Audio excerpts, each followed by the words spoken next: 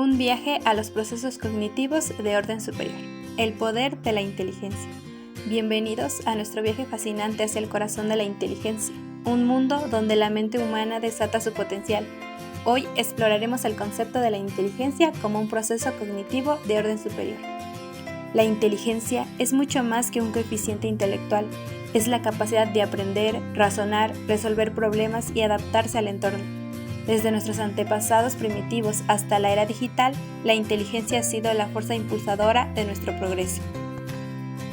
La inteligencia se compone de varios elementos fundamentales. En primer lugar, las redes neuronales, complejas interacciones de células cerebrales que forman la base de nuestro pensamiento.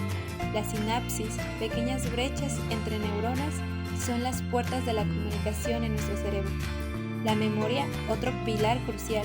Desde la memoria sensorial hasta la memoria a largo plazo, almacenamos experiencias, conocimientos y habilidades que forman la base de nuestra inteligencia.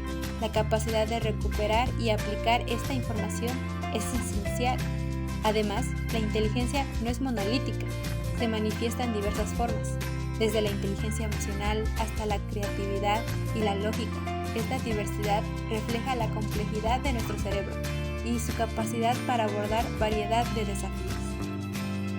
Imaginemos a alguien enfrentando un rompecabezas complejo, como un ajedrez de nivel maestro. Aquí, la inteligencia de orden superior entra en juego. No se trata simplemente de recordar movimientos, sino de anticipar, planificar y adaptarse a cada decisión del oponente. Es la capacidad de pensar a varios movimientos por delante, de visualizar posibilidades y elegir la mejor estrategia. Esto es la inteligencia en acción. En resumen, la inteligencia es un fenómeno extraordinario, un baile complejo de procesos cognitivos de orden superior. A medida que exploramos las maravillas de nuestra mente, recordemos que la inteligencia es una fuerza dinámica que impulsa nuestro progreso y nos desafía a alcanzar nuevas alturas. Procesos cognitivos de orden superior. El lenguaje. El lenguaje oral es nuestro principal medio de comunicación. Es un mecanismo estructurador y condicionante del pensamiento y de la acción. Permite recibir la información sociocultural del ambiente. El lenguaje actúa como factor estructurante y regulador de la personalidad y del comportamiento social, permitiendo al ser humano proyectar sus reacciones afectivas en el tiempo y en el espacio. El lenguaje oral constituye el principal medio de información y cultura, siendo un factor importante de identificación de un grupo social. Definiendo el lenguaje. ¿Qué es el lenguaje? Se define como una representación interna que se construye a través de un medio de comunicación aceptado socialmente. Es también una institución social, pues solo puede existir en sociedad como instrumentos de comunicación humana. Es también el conjunto de medios que permiten al hombre expresar sus pensamientos, sentimientos y vivencias. También se define como el conjunto de sistemas de comunicación constituido por diversas manifestaciones, dibujos, gestos, sonidos, movimientos, procesos culturales, mitos, leyendas, arte, monumentos, entre otros. Entendemos por lenguaje, en sentido restringido, el código o combinación de códigos compartidos por una serie de personas que es arbitrario y que utilizamos para representar conocimientos, ideas y pensamientos, y que se vale de símbolos gobernados por reglas. El lenguaje humano surge de un proceso histórico-social en el que el trabajo como actividad creadora y transformadora hace posible desarrollar la comunicación estrecha entre los humanos. En las primeras etapas del desarrollo de la especie humana, el lenguaje estuvo vinculado a gestos y sonidos inarticulados y progresivamente se fue conformando todo un sistema de códigos que designaba objetos y acciones. La consideración del lenguaje como característica específica de los seres humanos requiere una valoración de todo lo que implica su adquisición en el desarrollo filogenético o desarrollo de la especie y ontogenético. Los humanos no solo pueden percibir la realidad, sino que a través de procesos cognitivos asumen una posición frente a esta, se relacionan conscientemente con ella y elaboran conclusiones acerca de su situación y su existencia. Se representan la realidad y crean imágenes de la realidad. Todo esto a través de un proceso de relación dialéctica entre el individuo y su realidad, en el que no solo se transforma dicha realidad, sino que se transforma dinámica e históricamente el mismo. Las dimensiones del lenguaje. Dimensión estructural del lenguaje. Bloom y Lahey describen el lenguaje como un código que se construye a través de las interacciones entre la forma, el contenido o semántica, y el uso, pragmática.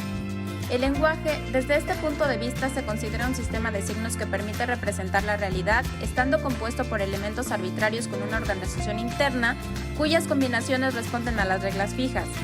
Se caracteriza por su convencionalidad, es decir, son razones de tipo social las que inciden en la estructura de una determinada lengua. La dimensión funcional del lenguaje. El lenguaje es concebido como una herramienta que se emplea para la comunicación y la interacción con los demás. Se usa con una intencionalidad comunicativa y puede tener funciones diversas como pedir información, explicar algún suceso, expresar los propios sentimientos, representar la realidad, establecer relaciones entre los objetos y eventos de un entorno más o menos inmediato, dar órdenes, formar e informar, expresar emociones, etc. La dimensión comportamental. Se refiere al lenguaje como comportamiento que realizan uno o varios hablantes y uno o varios oyentes cuando codifican y decodifican mensajes lingüísticos empleando un código común que aprenden progresivamente. La adquisición del lenguaje en los menores. Antes de la primera palabra, los precursores del lenguaje. Antes de pronunciar la primera palabra, los menores necesitan tener una serie de aptitudes que llamamos precursores del lenguaje. En los primeros 2 años, estas aptitudes son cruciales para el desarrollo lingüístico posterior. Por eso, los tenemos en cuenta para la etapa de educación infantil. Aptitudes que se consideran precursoras para el desarrollo del lenguaje a edades tempranas. Aptitudes visuales. Observación mutua, seguimiento visual, observación referencial. Aptitudes auditivas.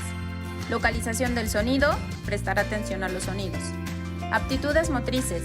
Imitación motriz de modelos, imitación motriz de pequeños gestos o movimientos corporales, combinación de movimientos motores y sonidos. Aptitudes preorales. Imitación oral, verbal, imitación de los sonidos del habla. Aptitudes pragmáticas tempranas. Habilidades de alternancia tempranas, signos de comunicación social, aptitudes cognitivas, la permanencia del objeto, conocimiento de causas y efectos, reflexión básica sobre fines y medios para alcanzarlos. En conclusión, los seres humanos aprendemos el lenguaje socialmente observado imitando a otros. Este proceso comienza desde el momento que llegamos al mundo. Todos los niños y niñas al momento de nacer poseen una estructura cerebral potencialmente muy capaz. Sus cerebros producen millones de células nerviosas o neuronas. Durante los primeros 5 años de vida se habrá formado el cerebro del niño, y si durante estos años el niño no recibe experiencias estimulantes, el centro del lenguaje y otras partes del cerebro permanecerán débiles de por vida. Cada adquisición en los procesos de desarrollo es indispensable para el siguiente. Por ello, se requiere de una correcta estimulación del desarrollo integral a una edad suficientemente temprana. El interesante desarrollo cognitivo del pensamiento. El pensamiento es una actividad cognitiva. Nos permite crear imágenes y representaciones mentales de la información. Es la capacidad del individuo para generar ideas, crear, solucionar problemas, tomar decisiones o argumentar. Los pensamientos anticipan la propia conducta, o sea, lo que se hace y se dice. La generación de ideas o de pensamientos conlleva todo un proceso, el cual pasa por fases que van desde observar o comparar hasta analizar o evaluar. La primera fase del pensamiento es la observación.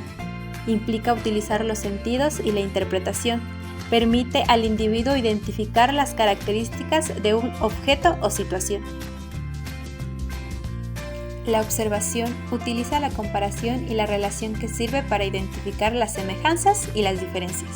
Ahora bien, para dar orden a la información que se está procesando, el pensamiento aplica la clasificación y la jerarquización. La clasificación permite distinguir elementos y los agrupa según sus características, y la jerarquización consiste en separar un conjunto de objetos en clases y subclases. Utiliza también el orden y la transformación. El orden es la progresión o sucesión de las cosas y la relación que guardan unas con otras, tomando en cuenta un criterio establecido. Por lo general se aplican los siguientes pasos: el análisis y síntesis, se encargan de descomponer y componer la información para darle un significado y sentido. Definiremos el análisis. Es estudiar profundamente un tema objetivo o situación e identificar sus características y elementos que lo conforman. Separan todos los detalles para después integrarlos. Continuamos con síntesis, que es el proceso inverso del análisis. Aquí se integran las partes de un todo. Y por último, evaluación. Se asignan valoraciones a elementos, acciones o situaciones a través de juicios de valor. Ahora veremos un ejemplo donde se aplican los elementos del pensamiento en la resolución de un problema matemático.